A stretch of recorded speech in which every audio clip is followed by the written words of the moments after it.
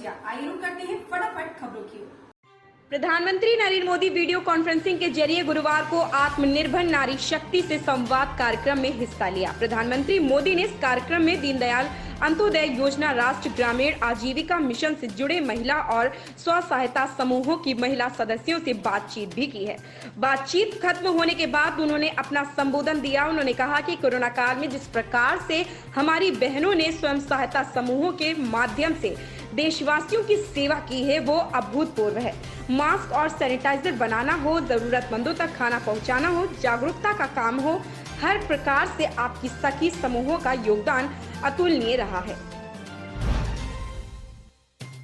Baspa supremo Mayawati ने कहा कि मानसून सत्र में संसद में जो कुछ हुआ है वह अति दुर्भाग्यपूर्ण है। मैंने खुद भी सदन में ऐसे दृश्य कभी नहीं देखे।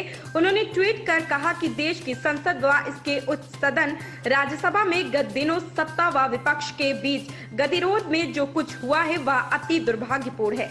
मैंने अपने लंबे संसदीय जीवन में बहुत बार सत्ता व विपक्ष के बीच तीखी तकरार, तनाव व तीव्र विरोध देखे हैं, किंतु संसद में अब जैसा दृश्य कभी नहीं देखा।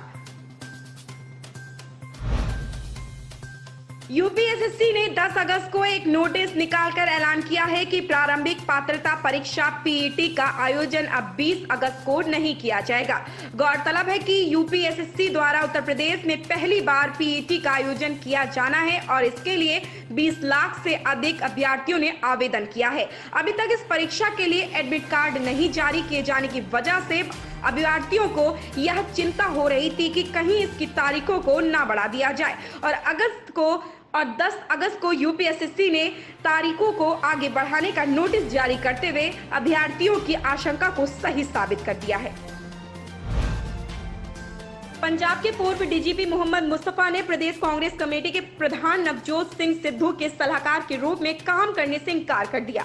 नवजोत सिद्धू ने बुधवार को अपने लिए 4 सलाहकारों की नियुक्ति का ऐलान किया था। इन 4 सलाहकारों में पूर्व डीजीपी मुस्तफा का नाम भी शामिल था।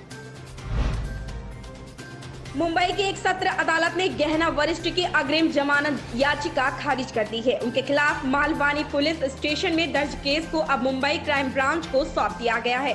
दरअसल शिल्पा शेट्टी के पति राज कुंद्रा की कंपनी के 3 से 4 प्रोड्यूसर्स और गहना वशिष्ठ के खिलाफ एक मॉडल ने एफआईआर दर्ज करवाई है। जम्मू कश्मीर में कुलगाम के कांझी कुंड इलाके के मीर बाजार में बीएसएफ के वाहन पर आतंकियों ने हमला कर दिया। जानकारी के अनुसार जब यह आतंकी हमला हुआ तब काफिला इलाके से गुजर रहा था। वहीं इलाके की घेराबंदी कर दी गई और आतंकियों की तलाश में अभियान शुरू कर दिया गया। इलाके में कई आतंकियों के फंसे होने की संभावना है। कांग्रेस नेता और वायनाड से सांसद राहुल गांधी के ट्विटर अकाउंट को कुछ दिनों पहले ही अस्थायी रूप से सस्पेंड कर दिया गया था। अब माइक्रो ब्लॉगिंग साइट ने नियमों का उल्लंघन का हवाला देते हुए कांग्रेस पार्टी के अधिकारियों ट्विटर हैंडल को भी ब्लॉक कर दिया है। इससे पहले कांग्रेस ने दावा किया था कि पार्टी के मीडिया प्रमुख रणदीप सुरजेवाला सहित आधा दर्जन वरिष्ठ नेताओं के हैंडल को भी बंद कर दिया गया है। का सबसे पुराना क्रिप्टो वॉलेट यूनोकॉइन लोगों के लिए नई सुविधा लेकर आया है। कंपनी ने भारत में अपने ग्राहकों के लिए बड़ा ऐलान किया है। ग्राहक अब बिटकॉइन से रोज के इस्तेमाल वाले कंज्यूमर आइटम्स, पिज्जा, आइसक्रीम और कॉफी खरीद पाएंगे। दुनिया की सबसे बड़ी और लोकप्रिय क्रिप्टो करेंसी बिटकॉइन के जरिए आप इन चीजों की खरीदारी कर सकेंगे।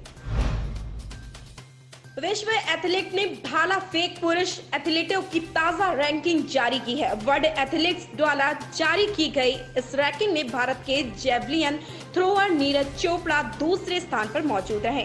टोक्यो ओलंपिक में गोल्ड मेडल जीतने के बाद नीरज ने 14 एथलीटों के पीछे छोड़ते हुए दूसरा मुकाम हासिल किया है। खेलों के महाकुंभ टोक्यो ओलंपिक में भाग लेने से पहले नीरज की रैंकिंग 16 थी। ओलंपिक में भाला फेंक स्पर्धा में स्वर्ण पदक जीतने के बाद नीरज ने रैंकिंग के मामले में दुनिया के कई दिग्गजों को पीछे छोड़ दिया है।